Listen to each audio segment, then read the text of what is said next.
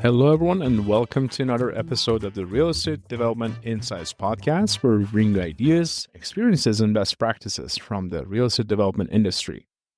My name is Payam Noor Salehi. I'm the president of Dena Project Management, where we help real estate developers define, design, and build successful projects. My guest for this episode is Blair Scorgie. Blair is the managing principal of Scorgie Planning, professional planner and urban designer with over 15 years of experience. Blair is a contributing author of House Divided, a book that is focused on addressing Toronto's housing crisis. He's also a co-author of The House is on Fire, a report that is focused on utilizing official plan as a means of comprehensively implementing the City of Toronto's Transform TO Net Zero strategy. Bottom line, he's a very active guy. If you look him online, you can pretty much see him involved in anything and everything that has to do with housing, missing middle, and mid-rise projects in the City of Toronto. He's been very active. He has pushed many things through the approval process and the regulation side. And I came across his work a while ago online, and about a few months ago, I sat through one of his presentations in the Missing Middle Summit. And it was pretty interesting, the passion that he brings to the topic. And in this episode, we are going to use that passion of his and talk about different options about what could work and what would work best in the current approval and or regulatory environment in the City of Toronto in terms of new developments. If you're a new developer, if you want to go in, we try and cover pretty much the entire range from going and adding a garden suite to your existing detached house and all the way up to major streets and even a quick mention of high-rise projects and everything in the middle, missing middle, mid-rises, avenues. We talk quite a bit. Very interesting conversation. I learned a lot. And as always, you can find all the relevant information about this episode, our guest, on our website, realestatedevelopmentinsights.com, realestatedevelopmentinsights.com. That's all one phrase. Please remember to subscribe to the show. And even better, please tell others about the show and help us grow the show together. Thank you and enjoy your listening.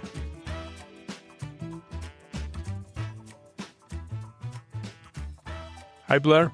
Welcome to the show. How are you doing today? I'm good. Thanks very much. Thanks for having me. It's a pleasure to be here.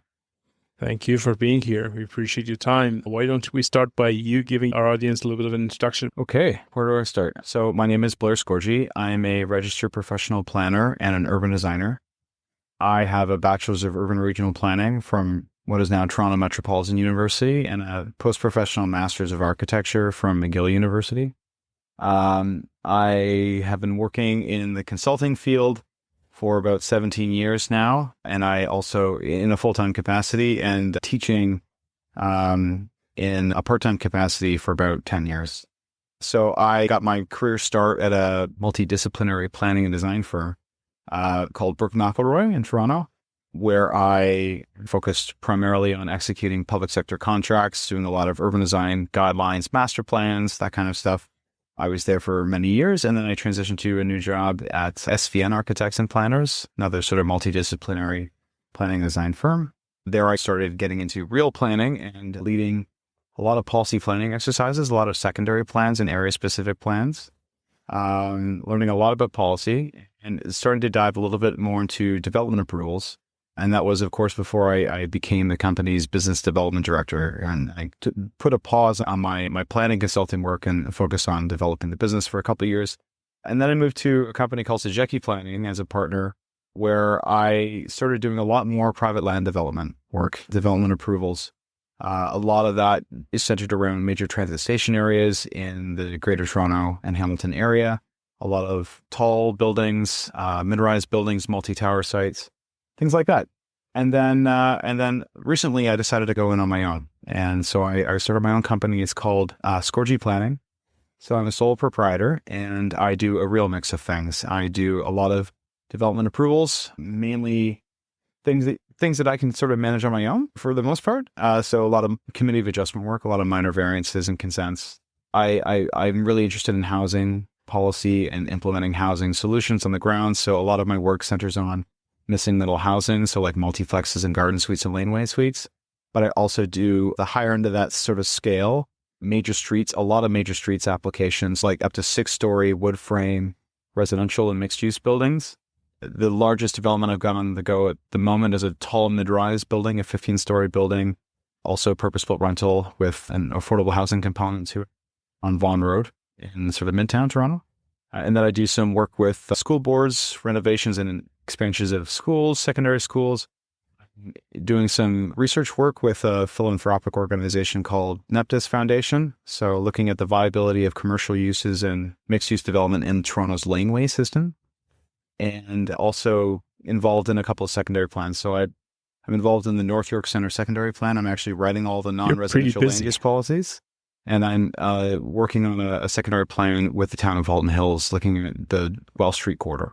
So that's what I'm up to. And a lot of my work operates at the intersection of housing, sustainability, that kind of stuff. I see those as being two of the sort of key issues of our time. And I try to apply that lens to the work that I do. And to the extent that I'm able, I try to select the projects that I'm working on and my clients based on those types of objectives.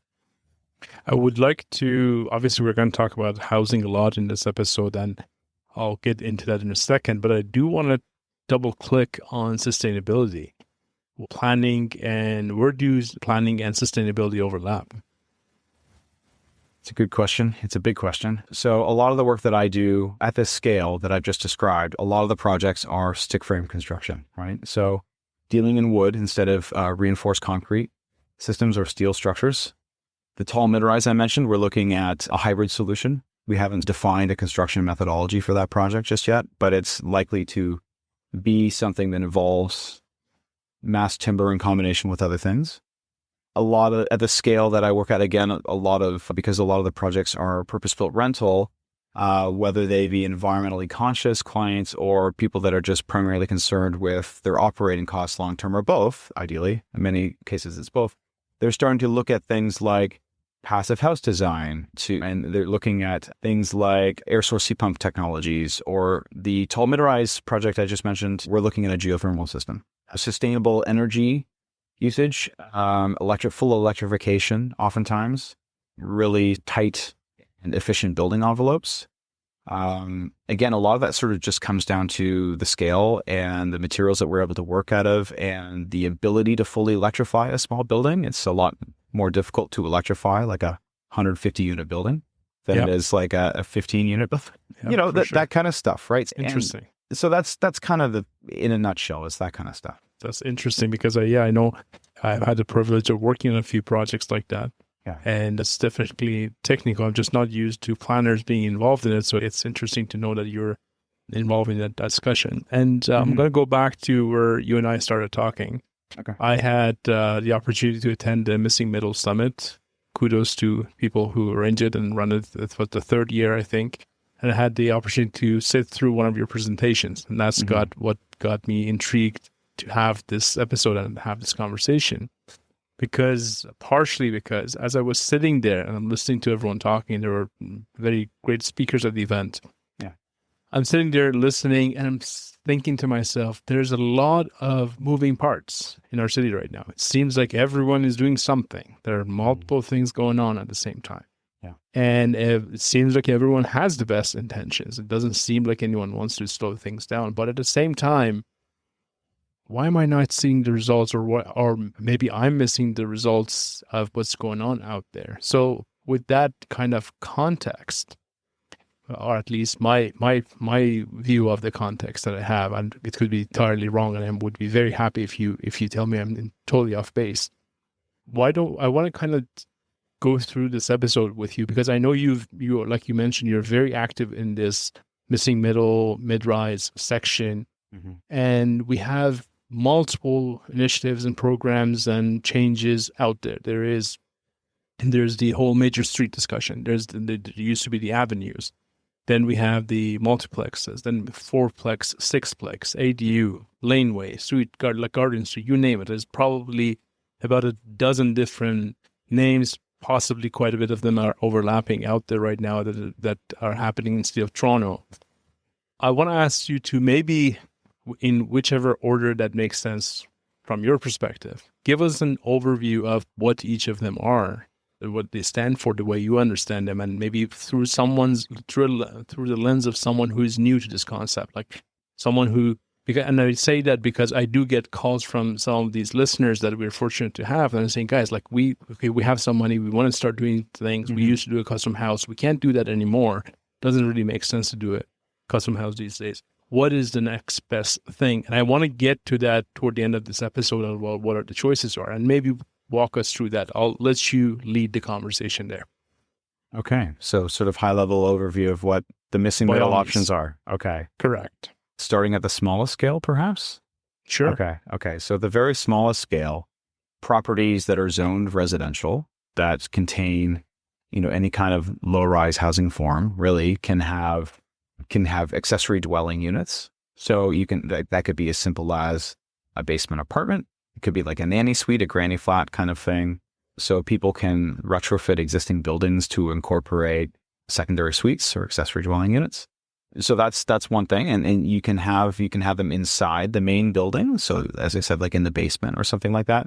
You can also have a form of accessory dwelling unit in the rear in a detached building. So depending on the context, that could be a laneway suite or it could be a garden suite. So these are, unlike secondary suites, which are like subordinate to and integrated within the main dwelling unit in the main building. These are separate standalone units that they're self-contained, right? And they have some sort of separation from the main building. And so laneway suites have become popular. They were approved initially by the city, I believe, in 2019. First in just sort of the former city of Toronto and East York, and then more extensively across the whole city of Toronto a couple of years later. And so you can have, depending on the context, you could have like a full first story, partial second story. Maybe if you've got a really deep lot, you could have a full 2-story building. They tend to vary between 1 and 2 bedrooms in size. There's sort of caps on the density attributed with them, so they can only be so large. But if you're looking at just, let's say you're looking for a rental income and you've got some equity you can pull out of your house, maybe you paid off your mortgage and you want to build something on site and it's relatively simple and straightforward and you don't need to do anything with your house. You've got the space at the back. You can do something there. You could do a laneway suite or a garden suite. So if you get garden suite and laneway suite are very similar. Garden suite we see if there's no laneway. There are slightly different rules and regulations attributed to each of them.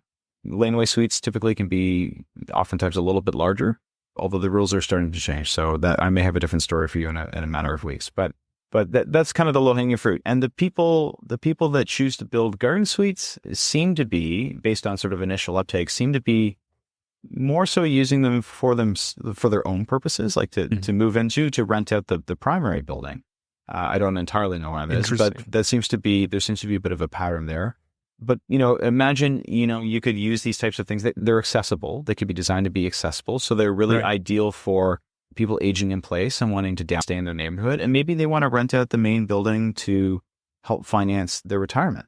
So that's a scenario that's quite common. And again, these people oftentimes have paid off their properties and they can leverage equity to build these things.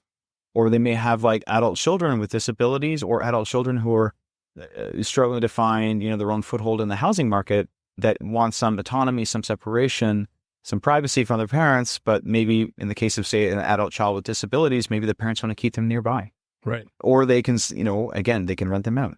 People build them and they use them as flexible spaces, home offices. So not everybody has a dedicated office in their home. And maybe this is a flexible space. It could be a guest suite, could be an office, could be any number of things, right? So it adds a bit of versatility, to a house. So that's kind of the low hanging fruit. And then I'd say one scale up from that, we're talking about, multiplexes. And so that Sorry, could just be... before you go to the multiplexes, I'm going to ask the question. So in terms of actually doing an ADU, I guess one technical question, this cannot be more than 1 unit, right? Like you're only adding only 1 unit. There's no way of you doing a 2-floor and that would be 2 extra units, right? People have tried and some have succeeded. Really but there are a few examples of it in the city of Toronto, and they tend to be, and I've looked into this because I've had clients ask me about this, because some people will tell me the numbers only work financially if there's more than 1 unit in the back. I was just going to say. Yeah, because they're not cheap to build, and then in response, people will say, oh, well, I need the 2 units. And then the city will say, well, if you need multiple units, why don't you multiplex your house and then add the ADU in the back? And not everybody wants to touch their house. Right. So yes, one, people have gotten away with it in cases where like there are unique circumstances, say like a double wide lot. It could easily be severed. So it's not totally impossible, but it's an uphill No. battle. It's an uphill battle. Yeah. I know I can count on 3 fingers, I think, the number of examples that I'm aware of. There are not many. So if anyone listening wants to try that, know your chances, basically. Yeah, it is technically possible, but it is a big uphill battle, and there are very few examples of it. Yeah. So then we go, basically, the point is that if you have one, you're adding one, it's going to give you 2 units. And if you want no option to do 3, why don't you just go up to all the way up and do a multiplex, which I think is a 4. Yeah, so you can multiplex in the city of Toronto anyway. The multiplex is the term that we throw around, but in the zoning bylaw, it's not actually a defined term. So that means a duplex, a triplex, or a fourplex of the city of Toronto zoning bylaw, although that's now changing. But up until very, very recently, a multiplex meant up to 4 units in a primary building. So you could have that, and you could have that in addition to having a laneway suite or a garden suite in your rear yard. So it is theoretically possible, provided you meet all the required site criteria and zoning and regulatory criteria, to be able to build what we call a 4+1, which is a fourplex plus either a garden suite or a laneway suite. Some people choose just to build, take their house and convert it. They can split it vertically into 2 units. And so they do that. And maybe they build that garden suite for themselves, and then they duplex their house, and they have 2 generous sort of smaller family sized units in their house that they can rent for a decent amount of money. And that they do that, but yes, you can theoretically build up to 4 units, either through renovation and addition or new construction. Yeah. And I want to again go a little bit deeper into that, because I think we've talked about this on this podcast before, and I know definitely outside of the podcast we've had this conversation multiple times with different people, that the building code hasn't caught up yet. So you have requirements when it comes to building code and potentially accessibility. So there are like instances where you go in for a 4 unit, and by all means correct me if I'm wrong, for fourplex, and then it doesn't really work. So you have now people who go for 3-plexes, then finish the basement later, then come back and add an ADU in the back. It almost seems like we were defeating a purpose, because right hand and left hand are not necessarily talking to each other. And I want to throw in this whole mix, the discussion about the DCs, because the development charges, there's a whole added layer between the code and development charges. These multiplexes can get pretty complicated. And I can hear on the streets that people are getting very creative in terms of how they're timing it. But again, at the end of the day, if you look at the bigger problem that we have, which is supply of housing to the city of Toronto, we're not really helping ourselves. We're hindering ourselves. We're pushing things out. Yeah. Where do you stand on that? Did they get that right? We'll be right back. Just a quick announcement. If you're thinking about financing your next project, your next rental project through CMHC, and in particular about the MLS Select program, please go to our website and check out our new webinar series. It's a free webinar series where we're talking about different aspects of the program, how you can qualify, how you can get more points. And we basically break down exactly what you need to know to access better terms, higher leverage, and longer amortization. Again, it's free. Again, you can find more information about it at mid-rise.ca/webinars, midrise.ca/webinars. Thank you.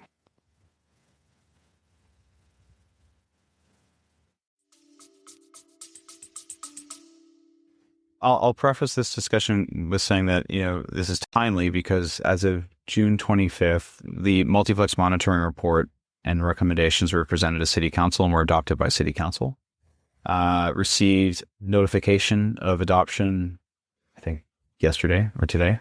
There's now an appeal period, and if there are no appeals, and that I'm not sure what the likelihood of that is necessarily, if there are no appeals, those recommendations will come into force in effect. And among those things, multiplex monitoring report recommendations included exempting fourplexes plus garden suites or laneway suites from development charges in their entirety. So no more need for a creative workaround solution, as you just described. So if that happens, then what is currently the issue, which I can describe, will no longer be an issue for who wishes to build a fourplex plus a garden suite. But the issue, to your point, is that, and I'm not an expert in the development charge bylaw, and very few people are, but so I'm constantly learning. But effectively, if you have one site and it has a building on it, and you're really replacing that building, say you're tearing down a bungalow and building a fourplex and a laneway suite, okay, for sake of argument. That first unit is credited. So you don't pay DCs on the first unit because you're replacing an existing unit. The second, third, and fourth units are exempt.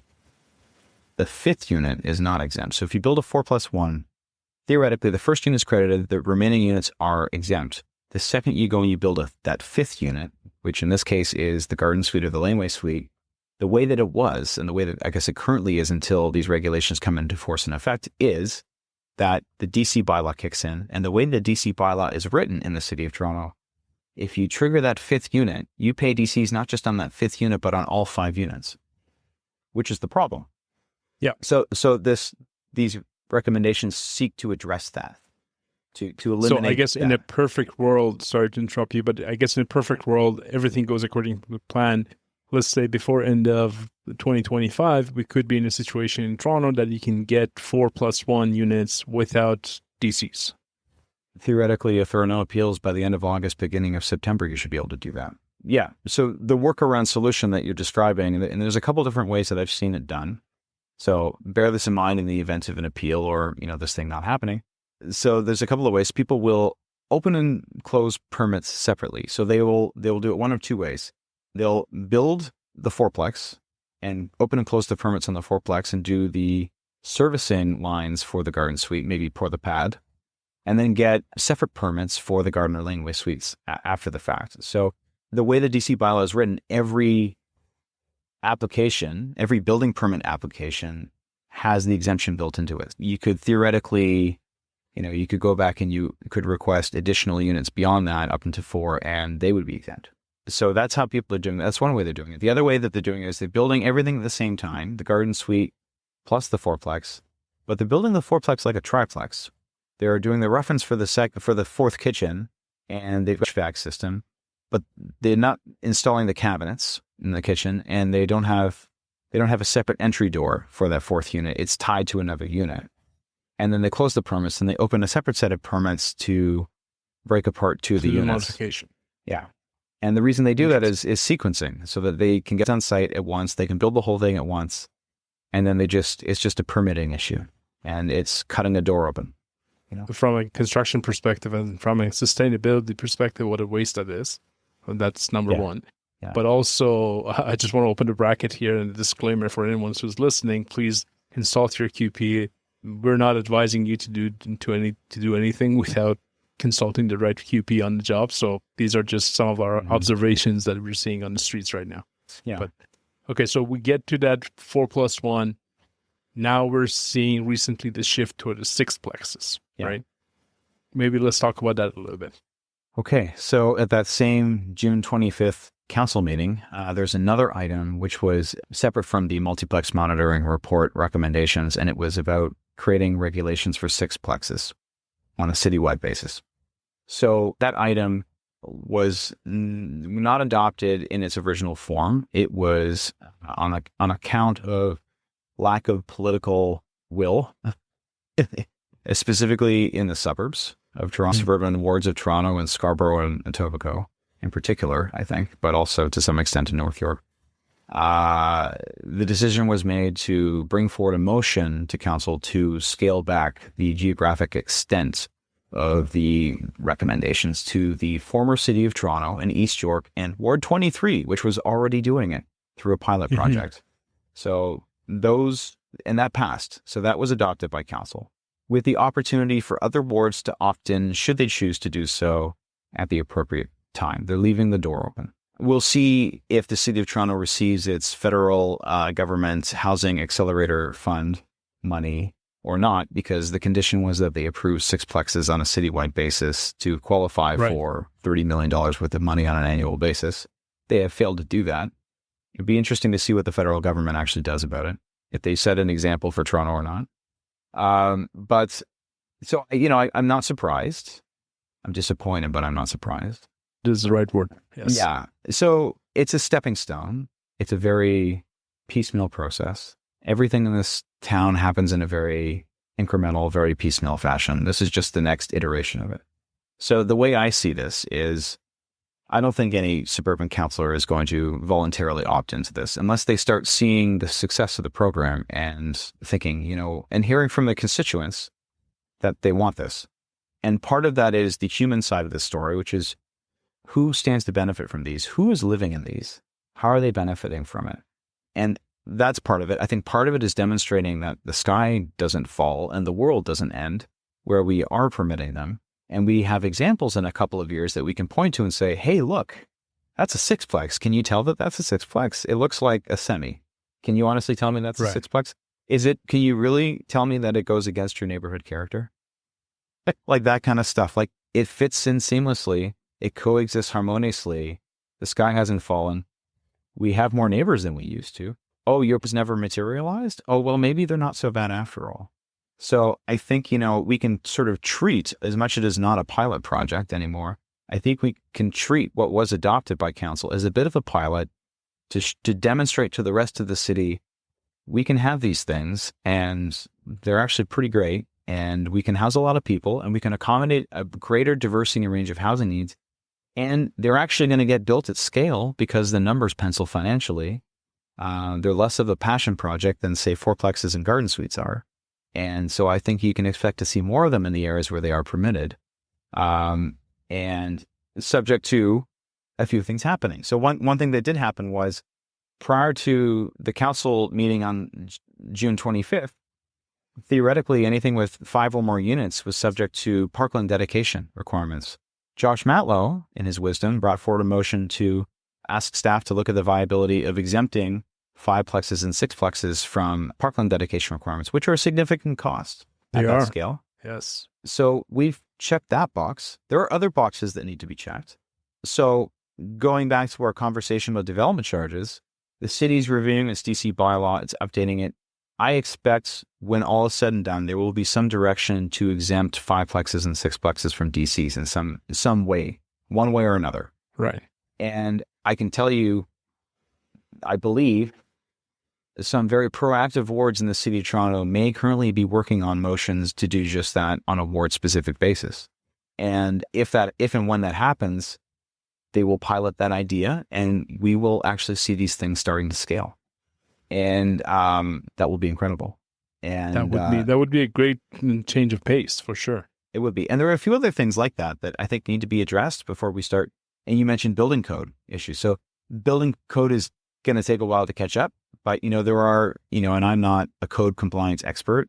I'm an urban planner, but who happens to have an architecture degree. I do not practice architecture, to be clear. But you get into a different sort of classification of building at a certain point. You turn from part 9 to part 3. You have certain requirements for fire separation at 6 units that you don't at 3 and 4. So there are other costs. And it may be that there are ways to mitigate the impact of that through alternative compliance standards and things like that. City is talking about building these alternative compliance standards.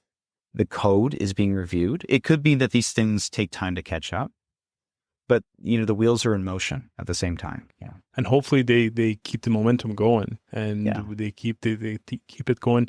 And to your point, I believe I read a couple of months ago on City of Toronto's website that they are looking at avenues of expediting some sort of I don't know what to call it, path maybe for alternative solutions for these new types of housing typologies. Yes. Mainly, I think that the one that I read had to do with the single staircase situation, which affects a lot of these smaller scale buildings. So you can't make it happen. It's not realistic to make it happen. Yeah. But I have to say, to city's credit, we have, I've been working on a mass timber project for 2.5, 3 years now, I guess. 2.5 years is more accurate.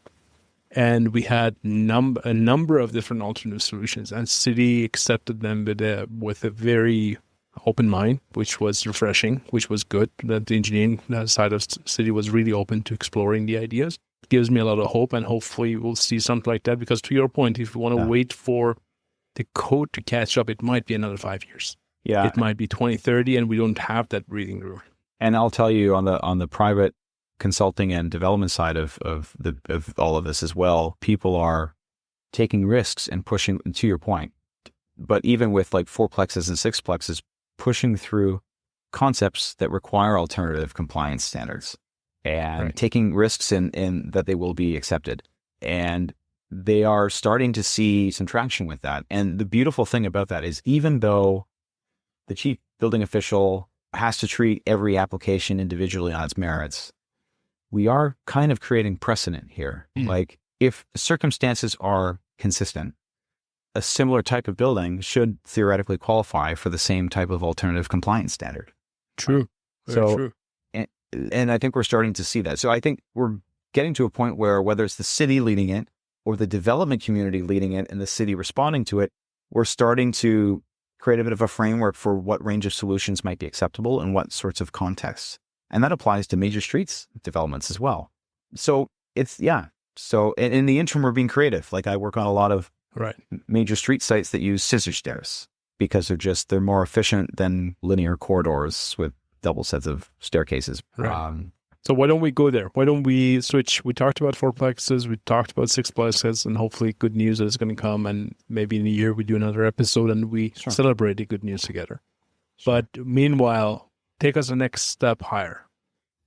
Okay, well, this is the stuff that I'm really excited about. And I've built most of my career and development approvals around, at least for the moment. I kind of launched my firm. I did a soft launch of my firm at the Missing Middle Summit this year. 24. Which happened to be the day that the major streets file went to city council for approval and was approved. Now it's under appeal, I hate to tell you. But despite the fact that it's under appeal, I'm in the early stages of many of these projects. I actually think, more than anything, I think when it comes to individual property owners and what they can manage and take on, I think the smaller scale stuff is really exciting. The multiplexes, the garden, the laneway suite. We're also seeing a new breed of developer and builder emerging that is specializing in these major street sites. And imagine having one or two bungalow sites on a major street like O'Connor or Pharmacy in Scarborough. It's enough land. Whether you're consolidating a site or not, and maybe you just need one or two sites max, you could have a 30 to 45 unit building on a typical lot. Yes, you'd be surrounded by bungalows once you build it, but you can house a lot of people in a typology like that. So I get really excited about that. And I think talk about sustainability. My friend Lloyd would refer to this as Lloyd Alter refers to this as the Goldilocks density. A simple, dumb 6-story box is the most efficient, sustainable way to develop. And it optimizes providing housing and accommodating environmental objectives. It's ideal, really. So I'm working on a lot of these, and they're not all 6 stories. Some of them are intentionally like 3.5 stories, so they don't require an elevator. And they're not more than 10 units, so they don't trigger site plan control. They tend to be sort of walk-up apartments. So I've got that classification, 3.5 story, 10 units or less. Go straight to building permits after you get your minor variances. And then I've got like 6 stories, 30 to 45 units, 1 or 2 properties.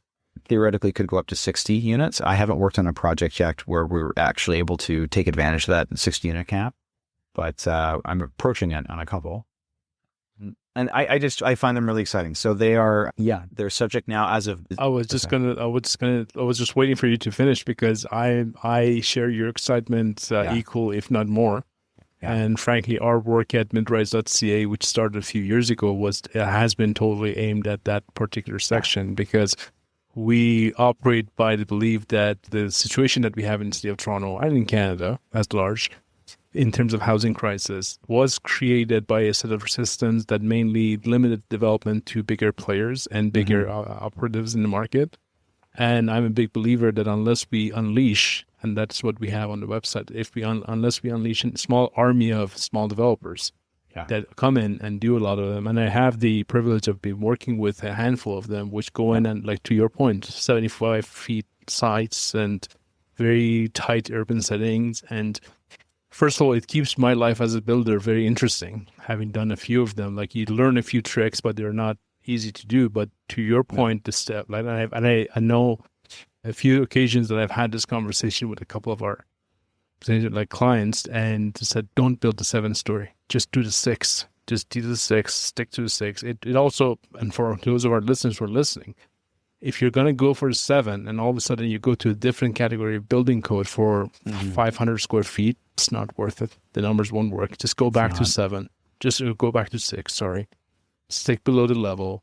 You get better results in the long term. Or go for the 10. If you want to go there, then don't put your amenity space on the roof of a 6-story building either with indoor amenity, because once you have a stairwell and a sort of a roof lobby space, it technically qualifies as a 7th story in the building code and the zoning bylaw for that matter. So don't do that either.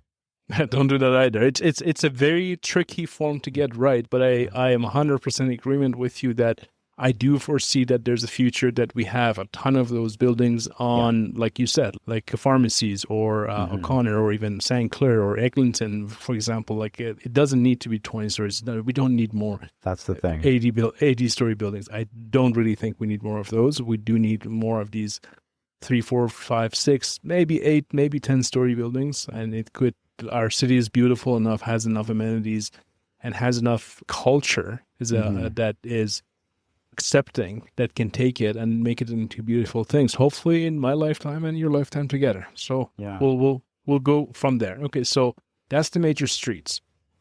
The one step up, that's the avenues, right? Yeah. Do you see any movement still in the avenues? Because I know avenues were like 2010, 2012, that was when it first came out, and then for a 10-year period it happened, and I know we worked on a few of those projects.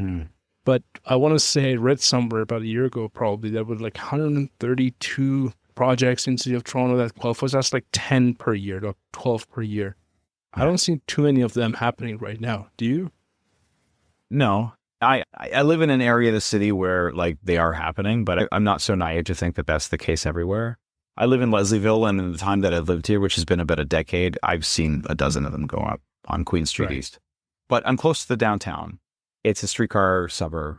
It's highly desirable. Like Queen West is the same thing, but that's not representative of what's happening throughout the city. Our avenues are not broadly redeveloping necessarily.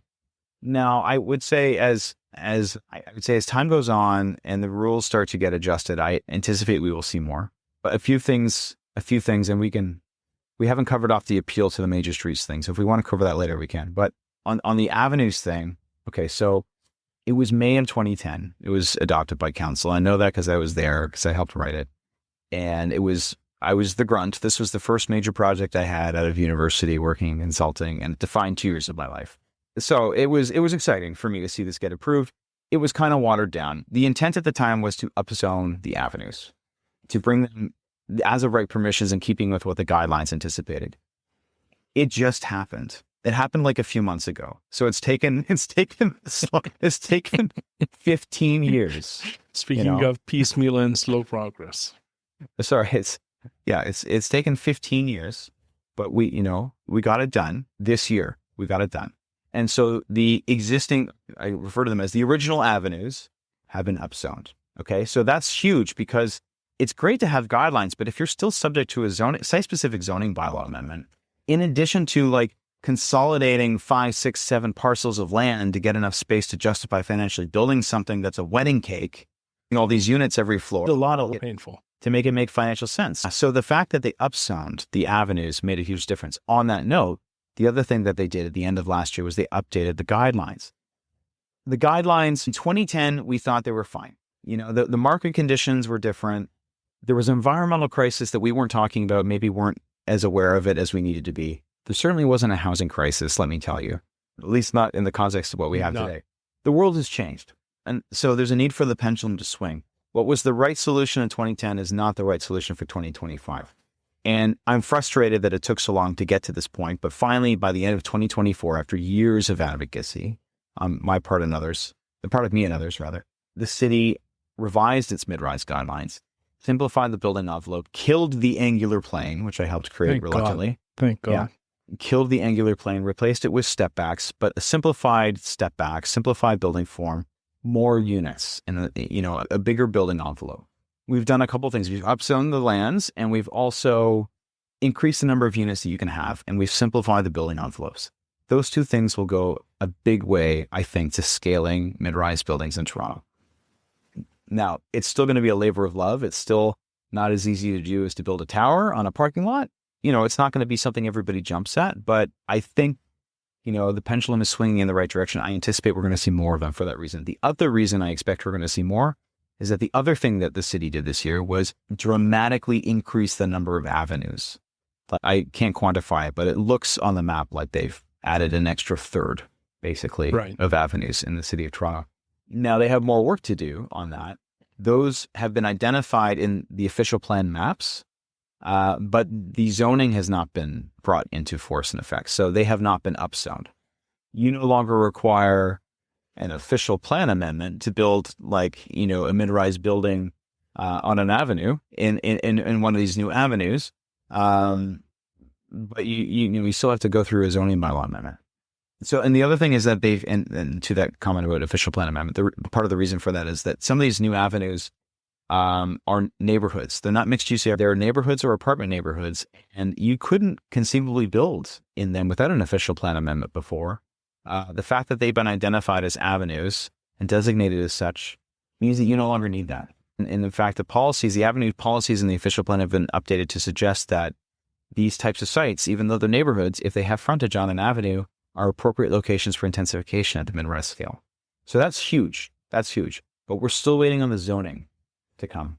So I talked to Kyle Knowek. He's the director of zoning for the city of Toronto. I talked to him last week about this. And he said this is not there yet, but this is something they're working on. Overall, good news at a slow pace, hopefully high impact when it comes. So if we could help facilitate some of this and make this go faster, that would be good. I do want to go back and close the loop on the appeal on the major street, because I think it's important for people listening to understand what that means. And it doesn't mean it's dead. It actually means just there's probably one or two extra steps. And maybe let's close the loop on that, and then we switch gears. Yeah, and I agree. I think it's important just to touch on it. So it was appealed on the basis that it doesn't go far enough, which is odd and not what you typically expect to see. So it's not a matter of if these typologies will become permitted, it's when, and specifically what permissions will present themselves at that time. They will be the same or more permissive than they currently are envisioned to be. So what that does is it gives a certain degree of assurance to people who want to develop these things that this is the case. And so for that reason, many developers and builders have started acquiring land, going through the due diligence process, going through feasibility, and starting to imagine what could be built here. I have several projects where we have sites that will eventually be, going to committee of adjustment once the appeal is resolved, or we are scoped out of the appeal, and we're working on that. And I can talk about that too. And following which they will go through site plan control. Because many of them go through site plan control anyway, I'm front-ending the pre-application consultation process, which is a requirement of site plan control, typically. It's not mandatory, but it's highly suggested, highly recommended in Toronto. My application checklist. So and to get comments from staff. So we use those comments in the early stages to inform the feasibility work that we're undertaking. So it helps us identify any real major red flags. We might need relief for a certain type of setback or something. And it's good to be able to gauge staff, and it's non-binding, it's without prejudice, but to get a sense of how they would treat it and how they would react to it if that were Do we have a chance, basically? That's the question. So I find it tremendously beneficial. It's only $700 to have a PAC meeting, and you get a plethora of comments. It opens the door to back and forth conversations with staff. You have somebody dedicated to your file that will answer questions. And there are a lot of questions because we're all kind of pioneers at the moment. So I find that tremendously helpful, and that helps inform the feasibility process. And so we basically take things to zoning review, level of schematic design detail. And I'm even submitting some of these for zoning review through like a request for zoning applicable law certificate, and specifically asking zoning examiners to review it against both bylaws and to give us, their assessment, the existing enforced bylaws, as well as the adopted but not yet enforced bylaws. And I'm having success with that, and it's lengthy, but it gives us a very clear sense of, at this time, these regulations will apply, and this is how you relative to these regulations. So again, we take that back, we might make some slight modifications to our design, and then we wait to be scoped out. So all of my files, I have about a dozen of them, we're working with municipal lawyers who are preparing motions or have prepared motions, and I prepare affidavits to accompany them. We submit them to the Ontario Land Tribunal with the consent of the City of Toronto and the appellant. And, they express they have no concerns with it. And then we submit it to the Ontario Land Tribunal, and we request to be removed from the appeal because the appeal is not relevant to our sites. And that's ultimately what we're arguing. And that is only feasible or possible because the appeal is saying you're not doing enough, not questioning the intent of the original bylaw. Exactly. So I've received on 7 sites so far notification from the caseworker at the Ontario Land Tribunal that the member overseeing the appeal plans on writing a formal decision to exempt us or remove us from the appeal. I am waiting on that, and I have been waiting on it for a couple of months for like 7 properties, following which I will go back to the zoning examiner, give them this information, request a clean examiner's notice just based on the enforced policies and regulations, and then go to committee of adjustment. That would be good. That would be good. We have a lot of these sites that could be unlocked through that process, a little bit more painful process that you would like it to be, but at least there's a way to go forward. I want to quickly touch on type G, garbage loading area. And I don't know if that's a fair topic to ask you about. Sure. But type G seems to be the choking point, if you may, on many of these major street and or avenue projects.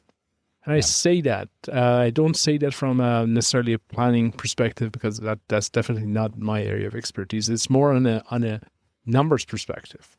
Yeah. To create, and just to elaborate for listeners who are not familiar with the concept, is that right now in the City of Toronto, and by all means, Blair, correct me if I'm wrong, once you hit the 60 unit limit on a building, once you want to go to 61, my understanding is that you need the type G loading for the garbage truck, which basically means the garbage truck needs to be able to do certain maneuvering to come into the site, pick up your garbage and leave on a weekly basis through the City of Toronto.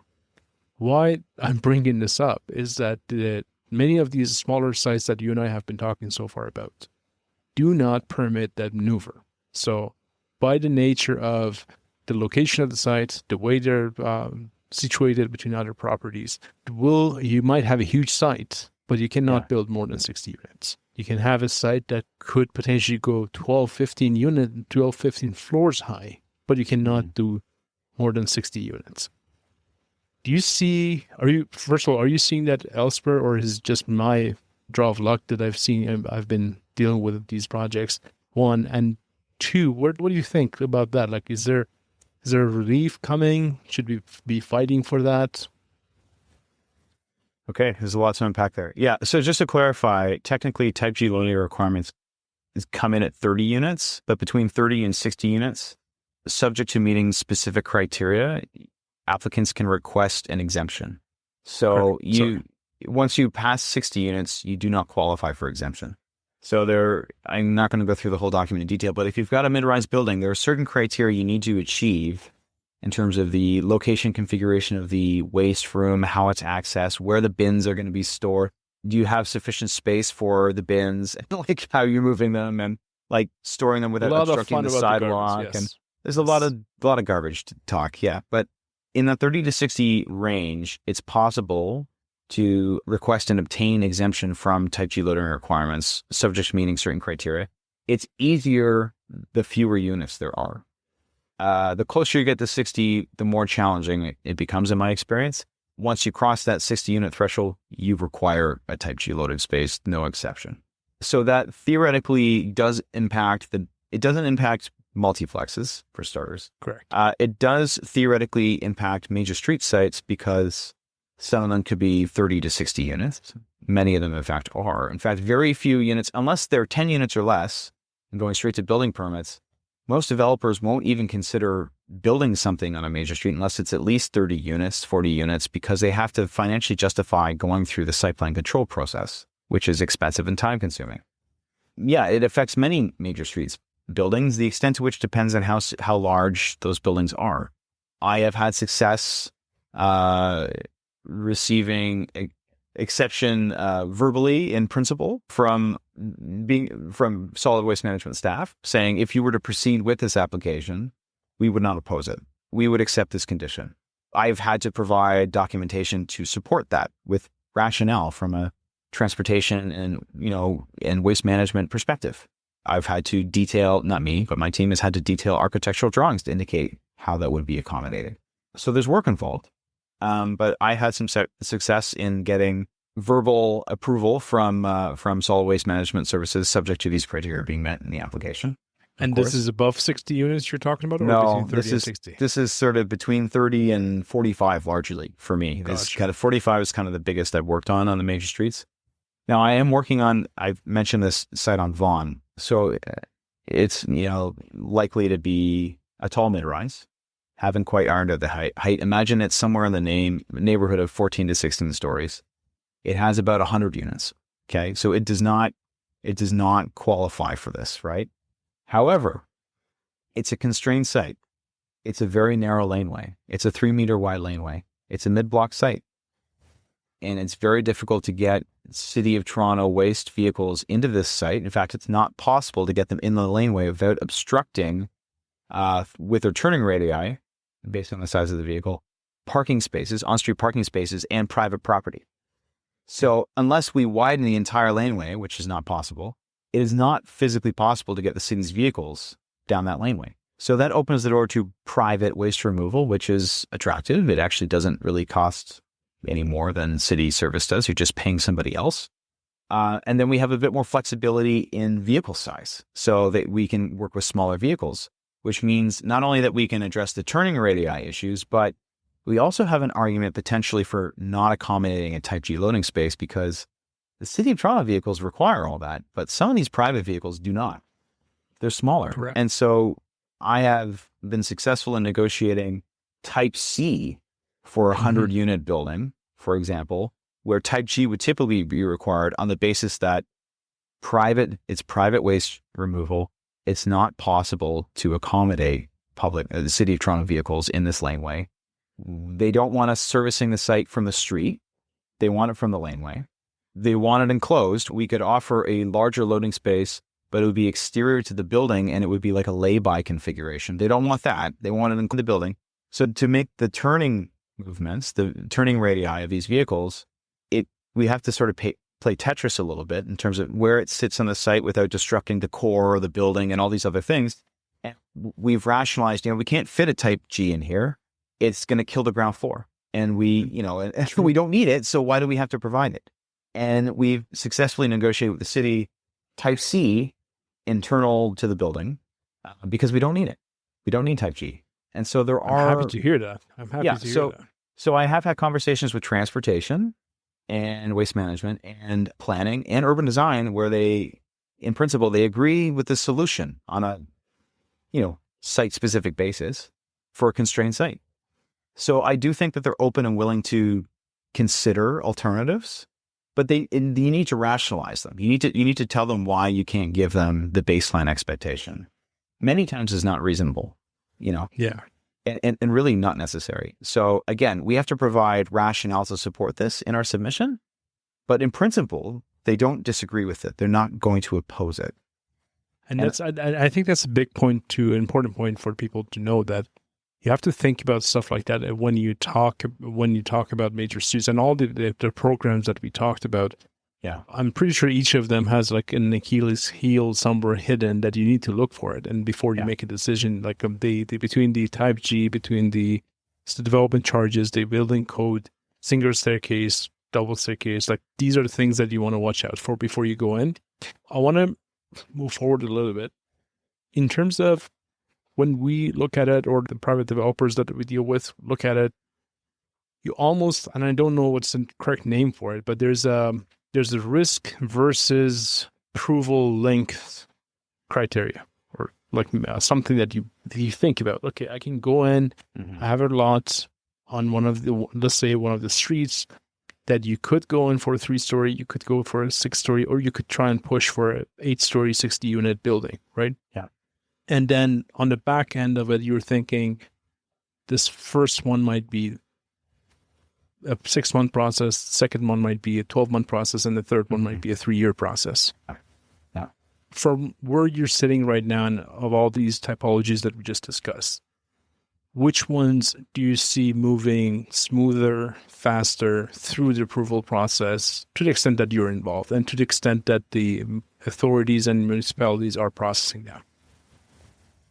Smaller seems to be fastest, from my experience anyway. And part of that is just by virtue of the fact that, like, this Vaughan site we're talking about, I keep repeatedly referencing it. Maybe I shouldn't, but like, it's a site-specific zoning bylaw amendment, and it's a complex site. It's big. It's a big development. The bigger, the more complex. We haven't submitted because of the legislative timeframes. Council has like 90 days to make a decision. There's no time to resubmit. So having multiple PAC meetings with staff and being very collaborative with staff, which is not what a lot of people are used to get on the same page in principle before we submit, because we're trying to eliminate the risk of a refusal or mitigate the risk of a refusal.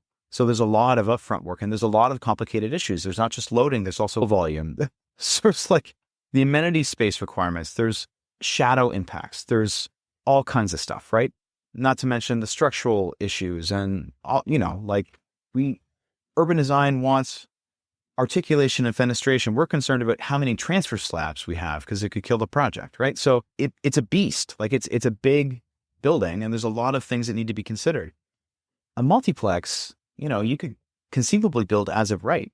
You could go straight to permits.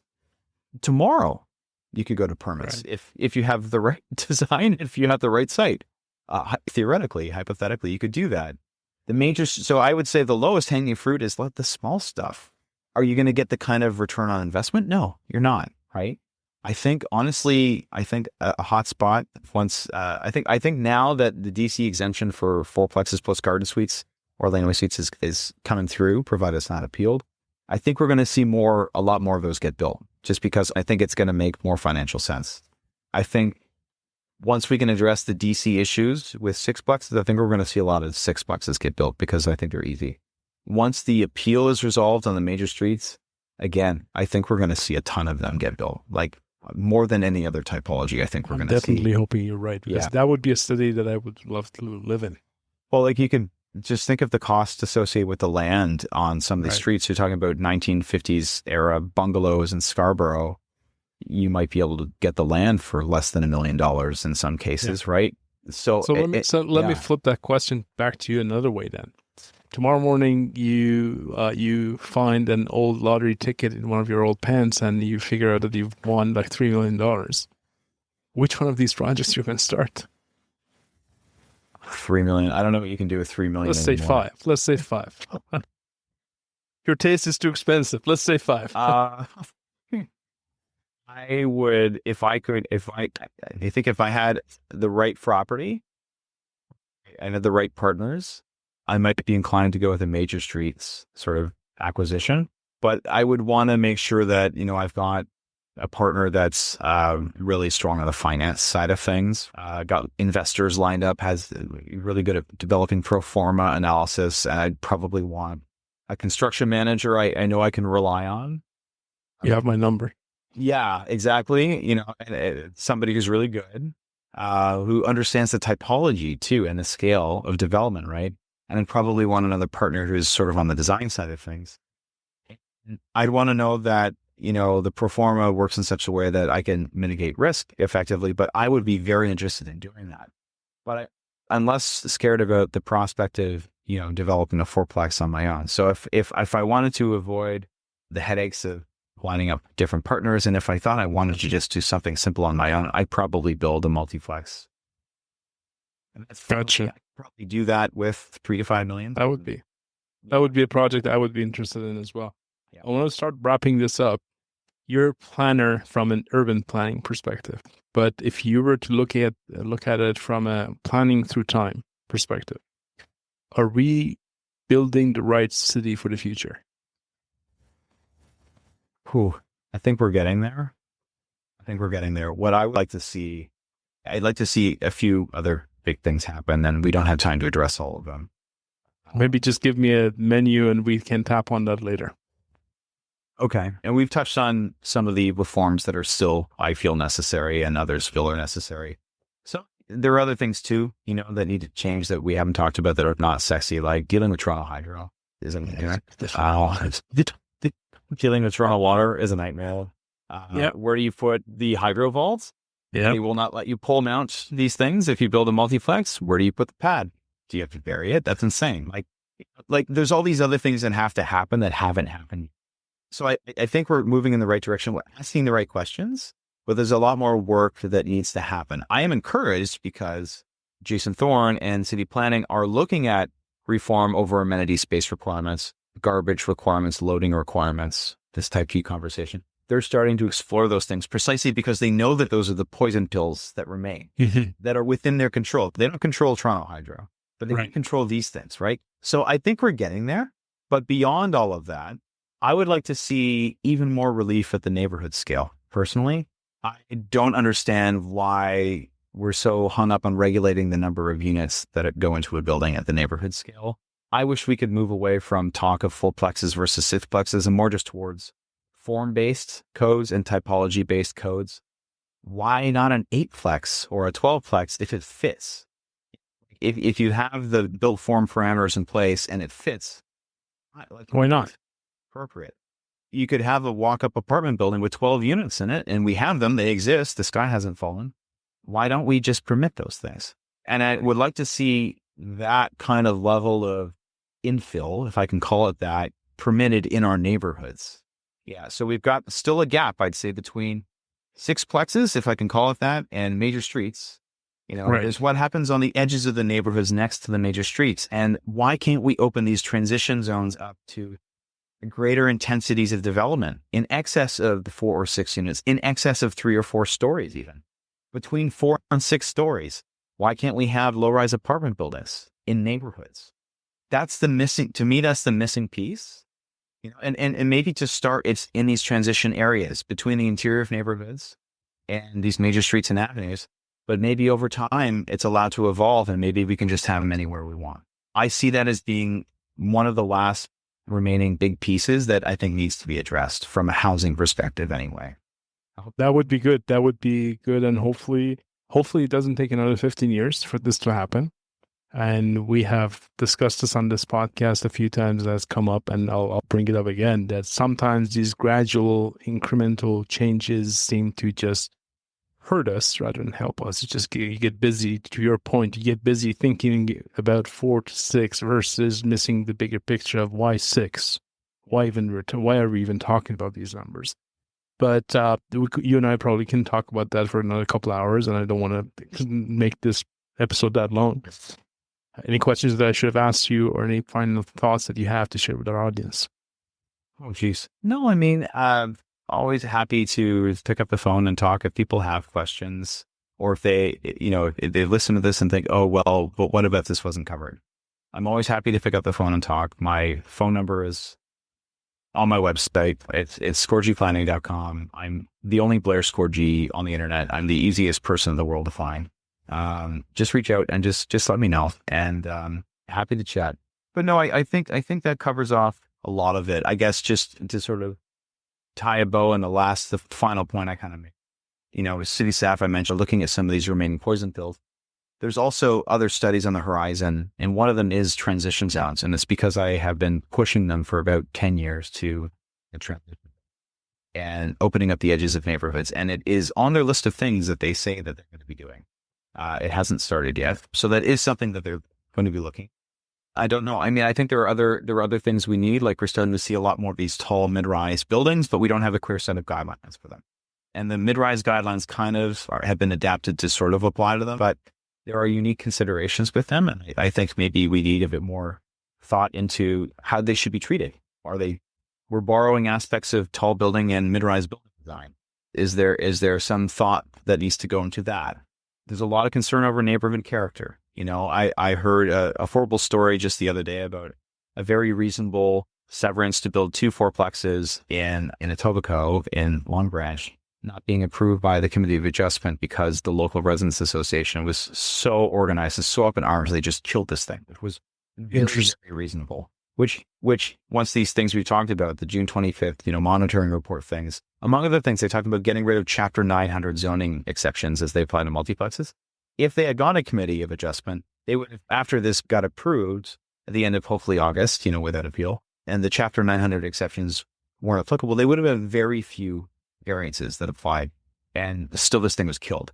And it was killed on the basis of arguments over neighborhood character. But I think we can have our cake and eat it too. I think it's important to, and I'm not suggesting that you need to design things in a particular type of way, but if there are concerns around the physical character of a neighborhood, I mean, to talk about what that actually is and what it means, there are ways to address the six-plex or a four-plex like a semi, and a triplex like a detached single-family dwelling. And if these are the types of concerns that are killing projects, maybe the city should take the lead and start actually telling us how to address these proactively from a design perspective. Right. And maybe they can collaborate with the local architecture community and come up with some creative solutions that start to address some of these concerns head on. And that's another thing that I would like to think is on the horizon. I don't know if it is, but that's something that I would touch on if I had the capacity.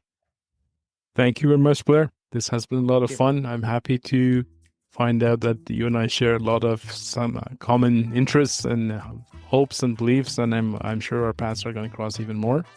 Thank you very much for being here. We appreciate your time. I appreciate the invite. Thanks so much for having me. Just one last thing before you leave. We've created a document called Real Estate Development Toolbox, which you can download for free from our website at realestatedevelopmentinsights.com.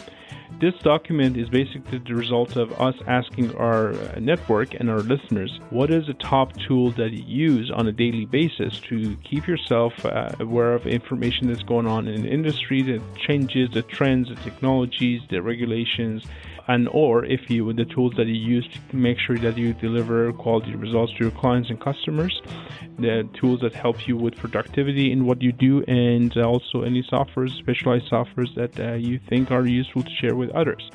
So if you think there are resources that you're using on a daily basis and you would like others to know about them, please make sure to let us know, and we will make sure to include it in the next iteration of this toolbox. Thank you very much, and I hope you find this document useful.